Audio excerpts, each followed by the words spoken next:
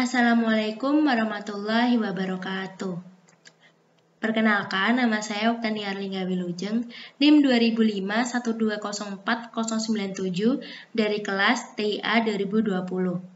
Di sini saya akan menjelaskan mengenai standarisasi jaringan komputer, tugas mata kuliah jaringan komputer, dosen pengampu Bapak Agus Prihanto, STMKom.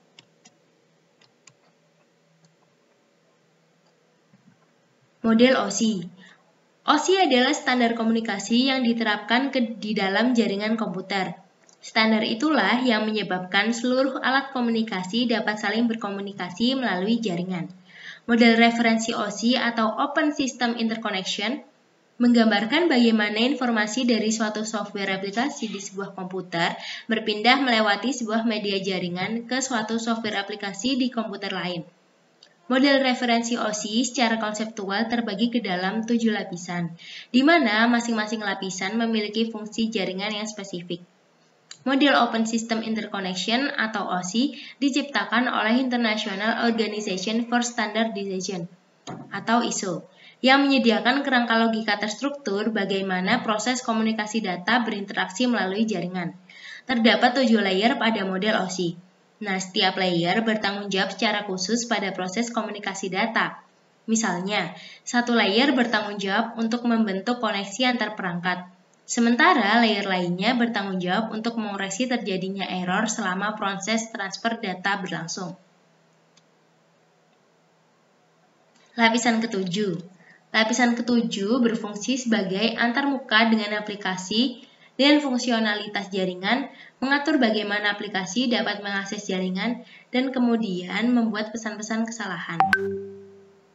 Protokol yang berada dalam lapisan ini, yang pertama ada HTTP atau Hypertext Transfer Protocol, yang kedua ada FTP atau File Transfer Protocol, yang ketiga ada NFS atau Network File System, yang ketiga ada DNS atau Domain Name System, yang ketiga ada POP3 atau Post Office Protocol, yang keenam ada MIME atau Multipurpose Internet Mail Extension, yang ketujuh ada SMB atau Server Message Block, yang kedelapan ada NNTP atau Network News Transfer Protocol, yang kesembilan ada DHCP atau Dynamic Configuration Protocol. Lapisan keenam. Lapisan keenam ini berfungsi untuk mentranslasikan data yang hendak ditransmisikan oleh aplikasi ke dalam format yang dapat ditransmisikan melalui jaringan.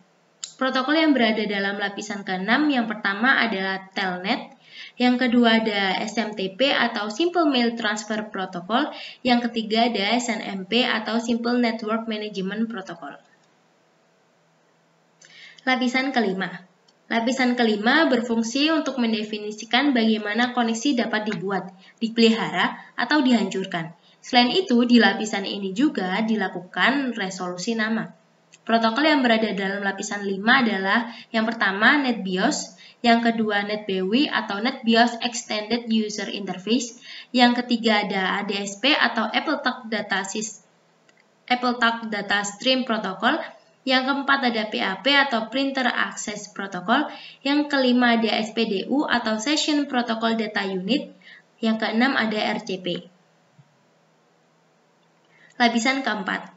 Lapisan keempat berfungsi untuk memecah data ke dalam paket-paket data serta memberikan nomor urut ke paket-paket tersebut sehingga dapat disusun kembali pada sisi tujuan setelah diterima. Selain itu, pada lapisan ini atau pada level ini juga membuat sebuah tanda bahwa paket diterima dengan sukses dan mentransmisikan ulang terhadap paket-paket yang hilang di tengah jalan. Protokol yang ada di lapisan 4, yang pertama ada TCP atau Transmission Control Protocol, yang kedua ada UDP atau User Datagram Protocol. Lapisan ketiga. Lapisan ketiga berfungsi untuk mendefinisikan alamat-alamat IP, membuat header untuk paket-paket, dan kemudian melakukan routing melalui internet networking dan menggunakan router dan switch layer 3. Protokol yang berada dalam lapisan 3, yang pertama adalah IP atau Internet Working Protocol, yang kedua ada ARP atau Address Resolution Protocol, yang ketiga ada RARP atau Reverse Address Resolution Protocol, yang keempat ada ICMP atau Internet Control Message Protocol, yang kelima ada IGMP atau Internet Group Message Protocol. Lapisan kedua berfungsi untuk menentukan bagaimana bit-bit data dikelompokkan menjadi format yang disebut sebagai frame. Selain itu, pada level ini terjadi koreksi kesalahan, flow control, pengalaman perangkat, dan menentukan bagaimana perangkat-perangkat jaringan seperti hop, bridge, repeater, dan switch layer 2 beroperasi. Protokol yang berada dalam lapisan kedua, yang pertama ada PPP atau Point-to-Point Protocol, yang kedua ada SLIP atau SLIP, yaitu Serial Line Internet Protocol.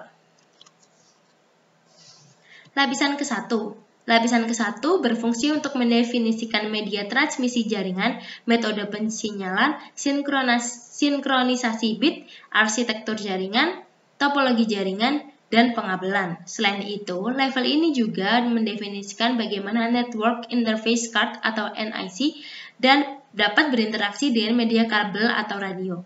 Protokol yang berada dalam lapisan ini itu tidak mempunyai protokol yang spesifik di layer ini, bertanggung jawab atas proses data menjadi bit dan mentransfer melalui media, seperti kabel, dan menjaga koneksi fisik antar sistem. Pada layer ini hanya mengirimkan bit-bit data. Model TCP/IP. TCP/IP atau dikenal dengan Transmission Control Protocol or Internet Protocol, yang merupakan gabungan dari protokol TCP dan IP sebagai sekelompok protokol yang mengatur komunikasi data dalam proses tukar-menukar data dari satu komputer ke komputer lain di dalam jaringan internet yang akan memastikan pengiriman data sampai ke alamat yang dituju. Protokol TCP/IP selalu berevolusi seiring dengan waktu, mengingat semakin banyaknya kebutuhan terhadap jaringan komputer dan internet. Pengembangan ini dilakukan oleh beberapa badan, seperti halnya Internet Society, Internet Architecture Board, dan Internet Engineering Task Force.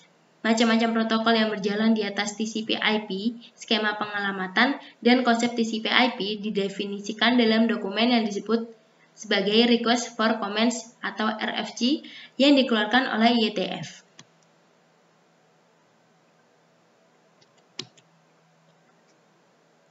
Arsitektur TCP or IP.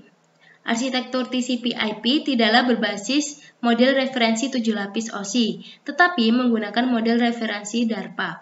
Seperti diperlihatkan dalam diagram, TCP or IP mengimplementasikan arsitektur berlapis yang terdiri atas 4 lapis.